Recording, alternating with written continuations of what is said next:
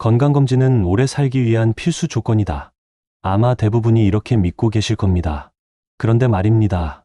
70대 이후 이 믿음이 오히려 수명을 단축시킬 수 있다는 사실 알고 계셨나요? 매년 반복되는 건강검진, 아무 생각 없이 받아왔던 그 검사들이 의학적으로 별다른 도움이 되지 않을 뿐 아니라 심지어 노년의 삶의 질을 떨어뜨리고 불안과 스트레스를 유발하며 필요 없는 치료와 수술로 이어질 수 있다는 충격적인 연구 결과들이 나오고 있습니다. 특히 70세 이후에는 신체 기능이 이미 노화 단계에 접어들기 때문에 모든 질병을 조기 발견해 치료한다는 접근이 오히려 불필요한 의료 개입을 낳고 때로는 전혀 문제가 되지 않았을 병을 병으로 만들어 버리는 오류를 만들기도 합니다. 오늘 이 영상에서는 실제 사례와 함께 건강검진이 수명을 단축하는 충격적인 이유 5가지, 그리고 불필요한 검사는 줄이고 꼭 받아야 할 검사 5가지만 남기는 방법을 이야기해 보겠습니다. 지금부터 함께 정말 필요한 건강 정보를 알아보시죠. 1점. 암 조기 발견에 대한 과잉 신념병을 막기보다 불안을 키우는 건강검진의 함정. 서울 양천구에 사는 73세의 이정순 씨는 매년 이맘때쯤이면 어김없이 건강검진을 예약합니다. 자녀들의 권유도 있었지만 그녀 스스로도 이렇게 말하곤 했습니다. 요즘은 암도 조기 발견하면 낫는다잖아요. 조금이라도 이상이 있으면 얼른 알아야죠. 병원 대기실, 환한 형광등 아래서 대기표를 손에 쥔 채 앉아 있는 그녀의 얼굴은 겉으로는 덤덤했지만 마음속은 조용히 일렁이고 있었습니다. 2년 전 남편이 위암 1기 진단을 받고 치료를 받았던 기억이 아직 생생하게 남아 있었기 때문입니다. 그때는 빠르게 발견했기에 수술만으로 마무리할 수 있었고, 그 경험은 이정순 씨에게 정기검진은 생명을 구한다는 확신을 더해주었습니다. 하지만 문제는 그 다음에 일어났습니다. 남편은 수술 후 아무 문제 없이 회복됐지만 그 이후로 매달 혹은 분기마다 찾아오는 추적 검사와 매 검사 때마다 따라오는 불안감은 두 사람의 일상을 갉아먹기 시작했습니다. 병원에서 약간의 그림자가 보인다는 말 한마디에 밤잠을 설쳤고, 아무것도 아니었다는 판정을 들으면 안도감보다는 혹시 다음에 또? 라는 두려움이 커졌습니다. 그때부터였습니다. 이정순 씨가 본인도 모르게 혹시 나도 암이 있진 않을까 하는 생각에 사로잡히기 시작한 것이, 그리고 바로 그 불안은 해마다 더 정밀한 검사를 요청하게 만들었습니다. PET, CT, MRI, 종양 표지자 검사까지. 그러나 돌아오는 결과는 대부분 특이 소견 없음이었습니다. 이정순 씨는 어느 날 병원 복도에서 한숨을 내쉬며 간호사에게 이렇게 말했습니다.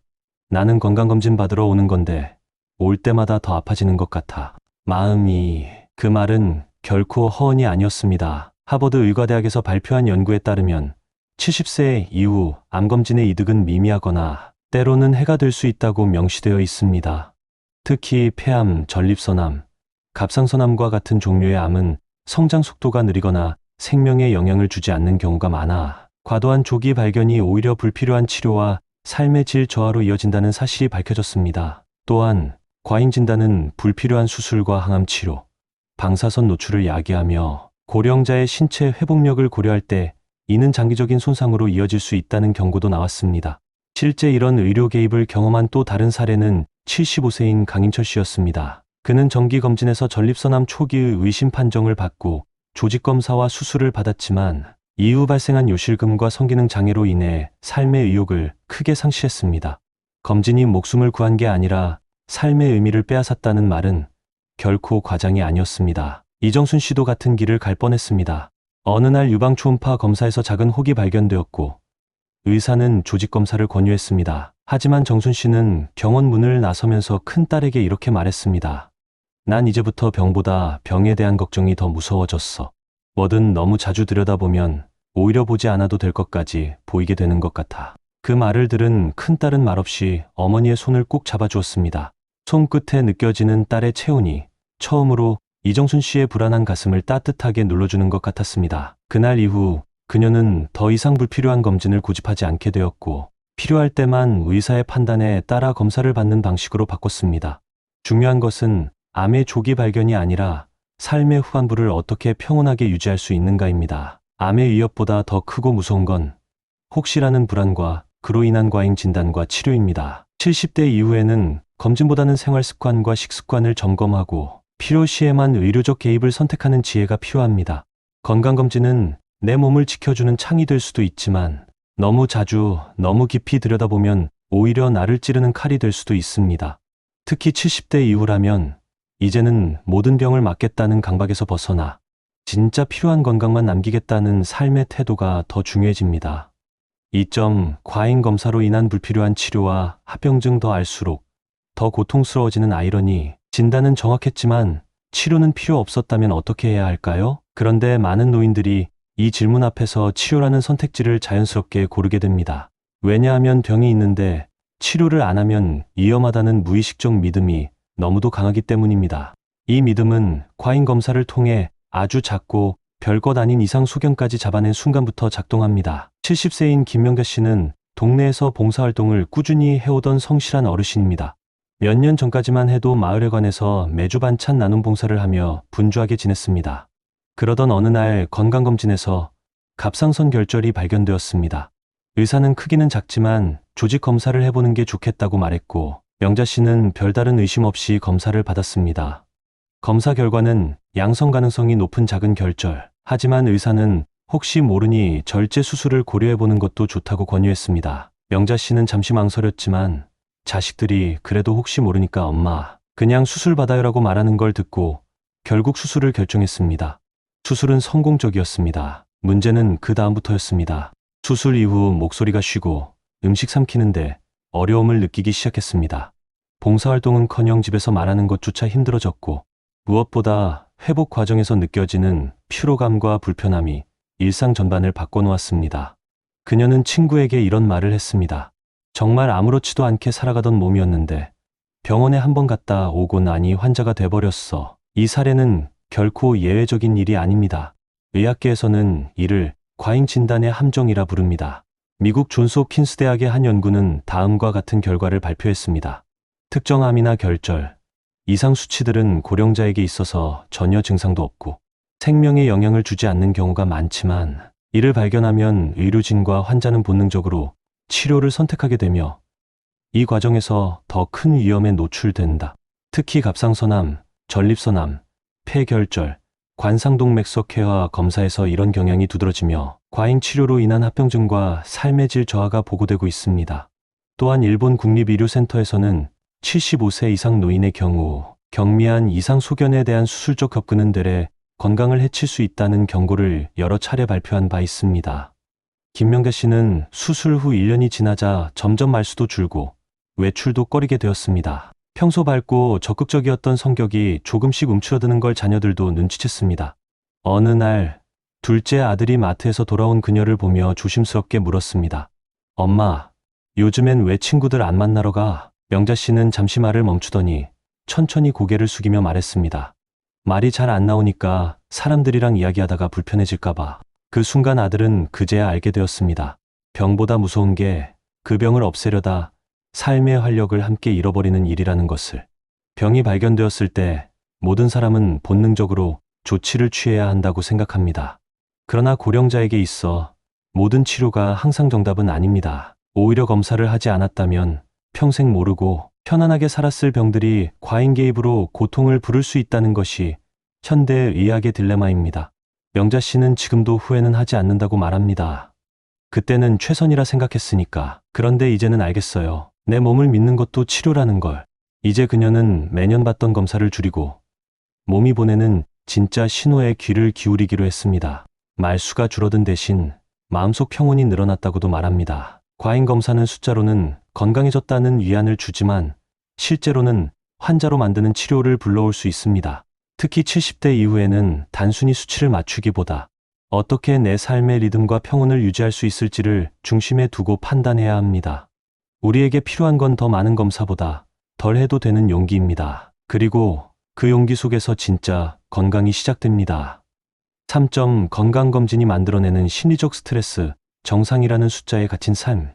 이번엔 또 어디가 문제라는 거야. 건강검진 결과지를 받아든 순간 이런 혼잣말을 해본 적 있으신가요? 수치를 보는 순간 심장이 두근거리고 의사의 눈빛 하나에 하루 기분이 왔다 갔다 합니다. 이상 소견이라는 단어 앞에 괜히 죄책감마저 느껴지고 아무 증상도 없었는데도 마치 큰 병이라도 있는 듯한 불안감에 사로잡힙니다. 74세인 이봉남 씨는 젊을 때 공무원으로 정년까지 일하고 은퇴한 뒤 매일 아침 공원 산책을 즐기며 비교적 건강한 노후를 보내고 있었습니다. 특별한 병력도 없고 하루 3끼를 정해진 시간에 먹으며 성실히 살아가던 그에게 있어 건강검진은 그저 확인 차원의 절차였습니다. 하지만 작년 건강검진을 기점으로 모든 것이 달라졌습니다. 심장 초음파에서 좌심실 기능이 약간 떨어졌습니다라는 의사의 말 한마디가 시작이었습니다. 복남 씨는 순간 얼굴이 굳었고 차가운 땀이 이마에 맺혔습니다. 그럼 저 죽는 겁니까? 그는 갑작스럽게 손에 힘이 빠지는 걸 느꼈습니다. 의사는 웃으며 그 정도는 아닙니다. 관리만 잘하시면 됩니다라고 했지만 복남 씨의 뇌리는 이미 심장 기능 저하라는 말에 붙들려 버렸습니다. 그날 이후 복남 씨는 이전처럼 공원을 거닐지 않았습니다. 혹시라도 심장에 무리가 갈까봐 계단도 피하고 집 근처 마트도 자가용을 타고 가기 시작했습니다. 심지어 밤에 누워있다가 가슴이 조금만 두근거려도 바로 병원 응급실을 검색했고 2달 사이 병원만 5군데를 돌며 다시 한번 확인해 주세요라는 말을 반복했습니다. 가족들과의 대화도 달라졌습니다. 손주가 할아버지, 같이 놀이터 가요?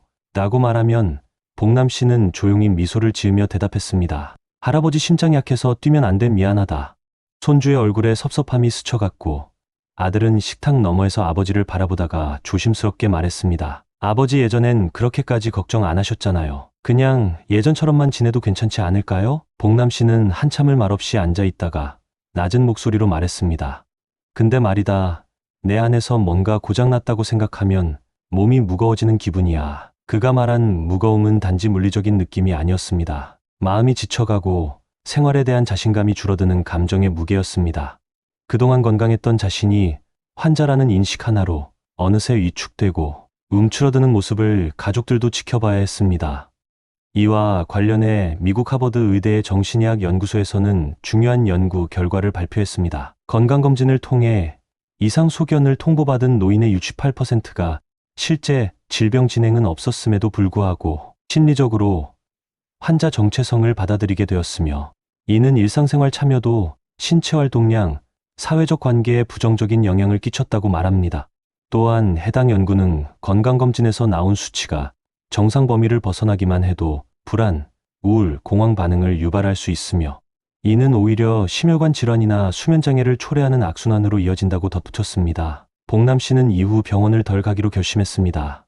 그 계기는 작은 일이었습니다. 어느 날 동네 친구와 통화 중 친구가 이렇게 말했습니다. 야, 나도 지난번에 의사한테 심장 어쩌고 들었는데 그냥 무시하고 테니스 계속 쳤더니 몸이 더 좋아졌어. 넌 너무 겁먹은 거야. 그 말을 듣고 며칠 고민한 끝에 복남 씨는 산책화를 꺼냈습니다. 걸음을 내딛는 순간 발바닥에 느껴지는 흙의 촉감이 낯설게 느껴졌습니다. 가슴은 여전히 조금 조여오는 듯했지만 오히려 그 감각이 살아있음을 확인시키는 기분이었습니다. 지금은 하루 30분씩 공원 산책을 다시 시작했고 손주와 놀이터에서 앉아서 대화도 나누게 되었습니다. 예전처럼 뛰지는 못하지만 함께 웃는 건 여전히 할 수 있으니까라는 말에 손주는 손을 꼭 잡아주었습니다. 건강검진은 이상 유무를 확인하는 것이지 운명을 결정짓는 것이 아닙니다. 그러나 너무 많은 숫자와 용어에 갇히게 되면 우리는 숫자의 노예가 되어버리고 맙니다. 몸보다 마음이 먼저 병들기 시작하는 것입니다. 노년에 필요한 것은 통계가 아닌 체감 건강, 수치가 아닌 삶의 리듬입니다. 복남 씨가 다시 걷기 시작한 그 순간처럼 진짜 건강은 내 마음이 나를 괜찮다고 믿는 순간부터 시작됩니다. 4점 불필요한 영상 촬영과 방사선 노출 건강을 위한 검사가 병을 만든다. 건강검진을 받기 위해 병원에 가면 대부분 이런 말로 시작합니다. 엑스레이 한번 찍고 가시죠. CT도 한번 추가하시는 게 좋겠습니다. 그리고 우리는 별 의심 없이 따라갑니다.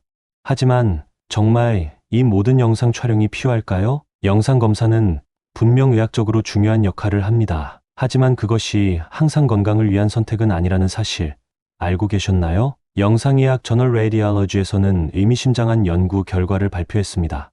65세 이상 노인을 대상으로 한 10년간의 조사 결과 반복적인 영상 촬영 CT, MRI, PET 등을 받은 집단이 그렇지 않은 집단보다 특정 암 발생률이 최대 2.3배 높았다고 밝혔습니다.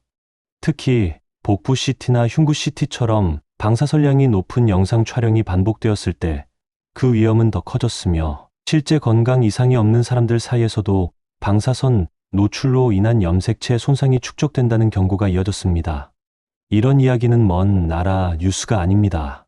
71세인 조옥자 씨는 평소 위장에 조금씩 더부룩한 느낌이 있어 동네 내과를 찾았습니다. 의사는 조심스럽게 권했습니다. CT 한번 찍어보시죠. 아무래도 속이 불편하면 간단하게 확인할 수 있으니까요. 처음에는 확인 차원이었습니다. 하지만 그 검사를 기점으로 의사는 조금씩 말을 바꾸기 시작했습니다.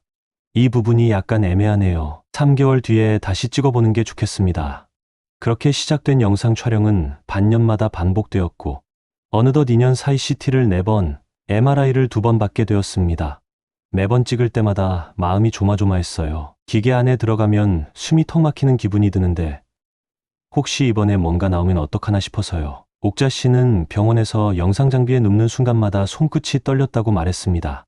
어깨에 찬 기계가 닿을 때 그 차가운 감촉이 너무 생생하게 느껴져요. 마치 몸속까지 차가워지는 느낌이랄까. 남편은 걱정이 많았습니다. 당신 검사 받는 건 좋은데 너무 자주 하는 거 아니야? 방사선이 몸에 안 좋다는 말도 있던데. 하지만 옥자 씨는 말했습니다. 그래도 혹시 모르니까요. 건강한 게 제일이잖아요. 그렇게 말은 했지만 검사 후 머리가 아프고 속이 메스꺼운 날이 늘었습니다. 결국 어느 날 병원에서 만난 의사와의 대화가 그녀의 생각을 바꾸게 되었습니다. 새로 부임한 영상의학과 의사는 기록을 보고 놀라며 말했습니다. 이 정도 빈도로 CT를 받으신 건 과도한 수준입니다. 의료적 필요보다 불안감 때문에 반복된 검사의 가능성이 높습니다. 그 말에 옥자 씨는 멍해졌습니다. 그럼 그동안 괜히 몸에 해만 끼친 건가요? 의사는 조용히 고개를 끄덕였습니다. 검사는 병을 찾기 위한 도구이지 건강을 유지하는 약은 아닙니다. 영상 검사는 기본적으로 방사선을 이용하기 때문에 인체의 일정 수준 이상의 노출은 분명한 손상을 일으킬 수 있습니다. 국제방사선 방호위원회 ICRP는 노인은 세포 재생 능력이 저하되어 방사선에 더욱 취약하다며 불필요한 반복 촬영은 피해야 한다고 경고합니다. 문제는 이런 검사들이 보험 적용이라는 명분 아래 너무 쉽게 이루어진다는 점입니다. 그리고 우리는 전문가의 권위 앞에서 제대로 묻지 못하고 그냥 찍으라니까 찍는다는 식으로 따라가고 있는 현실입니다. 옥자 씨는 이후 주치의를 바꾸었습니다. 새로 만난 가정의학과 의사는 그녀에게 처음 이런 말을 했습니다. 지금 상태로는 영상 촬영보다는 식단 조절과 생활습관 개선이 우선입니다. 병은 수치나 화면보다 당신이 느끼는 몸의 소리에 더 가까워요. 그 말에 그녀는 마음이 놓였다고 합니다. 기계보다 사람이 먼저라는 말을 그때 처음 들었어요. 지금은 하루 한 끼를 죽으로 바꾸고 늦은 오후 마을 뒷산을 천천히 걸으며 땀을 흘립니다. 옛날 같으면 뭔가 이상한 감각이 있으면 또 병원부터 갔을 텐데 이제는 자기 몸을 스스로 관찰하고 휴식과 음식을 통해 회복하려는 습관이 생겼습니다. 건강은 몸이 말해줍니다. 기계는 보조수단일 뿐입니다. 특히 노년기에는 몸이 조용히 보내는 신호에 더 귀를 기울이는 것이 중요합니다. 숫자와 이미지에 의존한 검사는 자칫하면 불필요한 두려움과 실제적 손상을 불러올 수 있기 때문입니다. 여러분, 방사선은 눈에 보이지 않지만 몸에는 쌓입니다. 그 쌓인 것이 단지 결과지만은 아니라는 걸 기억해 주세요. 그리고 다음번 병원에서 CT나 MRI를 권유받을 때 반드시 물어보세요. 이 검사가 꼭 필요한 이유가 뭔가요? 그 질문 하나가 여러분의 몸을 지켜줄 수 있습니다. 5점 과잉 진단과 과잉 치료의 덫형을 키우는 검진의 역설. 건강검진은 병을 예방하는 수단입니다. 하지만 그 예방이 때로는 병을 만드는 시작점이 되기도 합니다. 특히 노년기에 이 과잉 진단과 치료는 수명을 늘리기보다 삶의 질을 떨어뜨리는 주범이 됩니다. 미국 하버드 공중보건대학원의 연구팀은 70세 이상 고령자 1만 명을 대상으로 한 연구에서 이렇게 발표했습니다. 정기검진을 통해 조기 발견된 양성 혹은 저위험, 질병을 치료한 환자들이 그렇지 않은 이들보다 오히려 회복률이 낮고 삶의 질이 저하되는 경우가 많았다. 이유는 간단합니다. 심각하지 않은 병을 심각하게 다루는 의료 체계 때문입니다. 69세인 박기환 씨는 은퇴 직후 무료 건강검진에서 전립선 수치가 다소 높다는 결과를 받았습니다. 의사는 말했습니다. 암일 가능성이 30% 이상입니다. 조직검사를 받으셔야 하고 필요하면 수술도 고려해야 합니다. 그 말을 들은 순간 기환 씨는 얼굴이 하얗게 질렸습니다. 암이요? 저한테요? 전 아무 증상도 없는데. 의사는 고개를 끄덕이며 말했습니다. 초기일 수 있으니까요. 지금 잡아야 합니다. 며칠 뒤 그는 조직검사를 받았고 결과는 경계성 이상세포, 결정적으로 악성은 아니었습니다. 하지만 의사는 수술을 권했습니다. 지금 제거하시면 확실하게 마음 편히 사실 수 있습니다. 가족들도 걱정스러운 눈빛을 보냈습니다. 아버지, 병원에서 하라는데 하셔야죠. 큰일 나면 어떡해요. 결국 수술을 받았습니다. 하지만 그 이후 문제가 시작되었습니다. 수술 부작용으로 요실금이 생겼고 한동안 걷는데도 어려움이 따랐습니다. 무엇보다 마음의 충격이 컸습니다. 제가 원래 아침마다 마당 청소하고 개 산책도 시켰거든요. 그런데 수술 이후엔 집에서 나가기가 무섭더라고요. 혹시 또 넘어질까봐 그의 손은 늘 무릎을 감싸고 있었습니다. 움직일 때면 작게 신음소리를 내며 일어났고 전에는 씩씩하던 목소리도 힘없이 가라앉아 있었습니다. 제가요, 그냥 놔뒀어도 됐을지도 모른다고 하더라고요. 암으로 발전하는 확률이 낮았대요. 근데 그 말은 수술 다 끝나고 들었어요. 서울대병원 가정의학과의 연구에 따르면 70세 이상 노년층은 무증상 상태에서의 과잉 진단이 실질적인 이득보다 위험을 더 크게 초래할 수 있다고 밝혔습니다. 특히 전립선암, 갑상선 결절, 경미한 협심증 초기 신호 등은 반드시 치료보다는 지켜보는 관찰이 더 효과적일 수 있다는 점도 강조하고 있습니다. 하지만 많은 병원은 여전히 이런 경계 질환도 일괄적으로 수술이나 치료를 권장합니다. 왜일까요? 의료 수익 때문이라는 지적도 있습니다. 건강보험 심사평가원에 따르면 최근 5년간 노년층 외과 수술 중 18%는 의학적 필요성 논란이 있는 사례로 밝혀졌습니다. 기환 씨는 이렇게 말했습니다. 병을 고치려다 삶이 망가진 것 같아요. 저는 그 수술 이후 매일이 조심조심이고 밖에 나가면 언제 화장실을 찾게 될까부터 걱정이에요. 그의 아내는 남편을 바라보며 울컥했습니다. 그렇게 활기차던 사람이 말이죠. 지금은 하루 종일 집에서 TV만 봐요. 예전 같았으면 같이 텃밭도 나가고 손주랑 놀았을 텐데 이것이 바로 과잉 진단의 무서운 점입니다. 병이 아닌 것을 병으로 만들고 결국 그 병을 치료하느라 더 큰 상처를 남깁니다. 검진은 필요합니다. 하지만 과도한 해석과 과잉 치료는 되레 병을 키울 수 있다는 점을 기억해야 합니다. 특히 70대 이후라면 더더욱 그렇습니다. 나이가 들수록 우리 몸은 예민하고 회복도 느리며 수술이나 항암 치료 등 외부 자극에 약해집니다. 이런 상태에서 불확실한 진단과 공격적인 치료는 오히려 수명을 단축시킬 수 있습니다. 그러니 이렇게 물어야 합니다. 이 병이 정말 위험한가요? 지금 당장 치료하지 않으면 안 되나요? 혹시 관찰로도 충분한가요? 이 질문은 결코 무례한 게 아닙니다. 오히려 자기 몸을 지키기 위한 지혜입니다. 박기환 씨는 최근 주치의를 바꾸고 치료 대신 기다림과 관찰을 선택하고 있습니다. 매일 저녁 옥상에 올라 노을을 보며 아내와 차를 마시는 시간이 생겼습니다. 그저 그렇게 사는 게 나쁘지 않다는 걸 이제야 알아요. 검진으로 뭔가 잡아내야만 건강해지는 건 아니라는 것도요. 여러분, 병은 늘 정답이 없습니다. 검사는 선택입니다. 하지만 그 선택은 언제나 삶의 방식과 가치관에 따라 달라져야 합니다.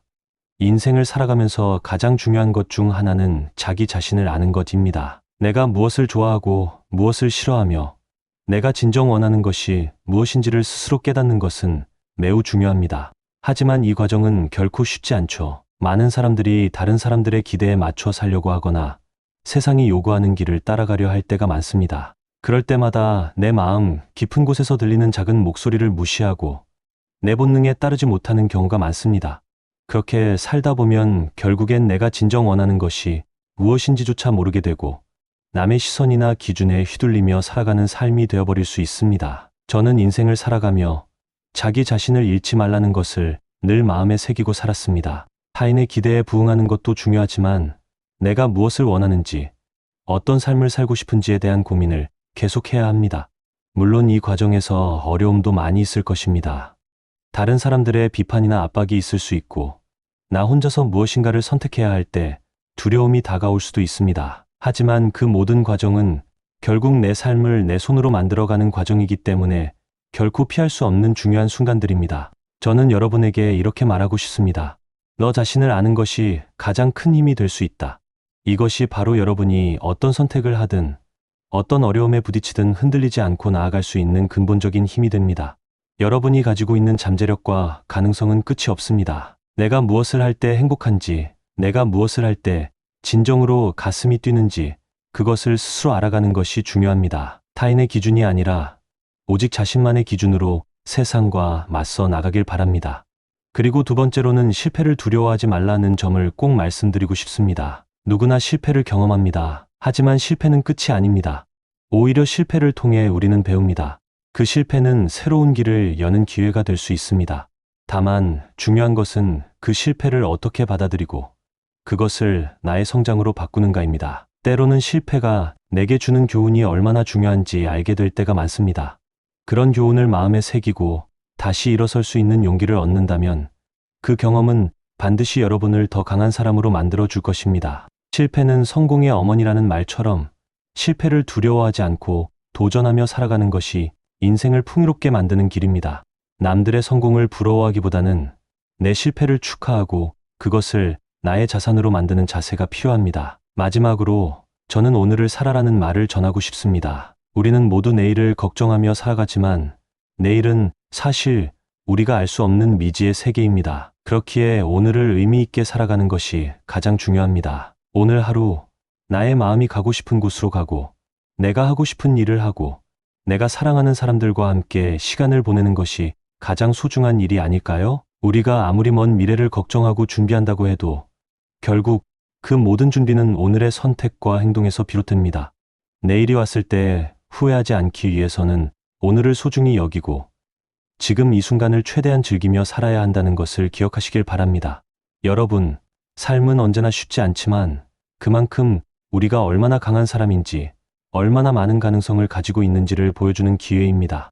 실패를 두려워하지 말고 매일을 의미 있게 살아가며 자기 자신을 사랑하고 존중하는 삶을 살아가세요. 여러분이 가진 모든 잠재력은 누구도 가로막을 수 없다는 사실을 믿으세요. 여러분은 정말 멋진 사람이 될 것입니다.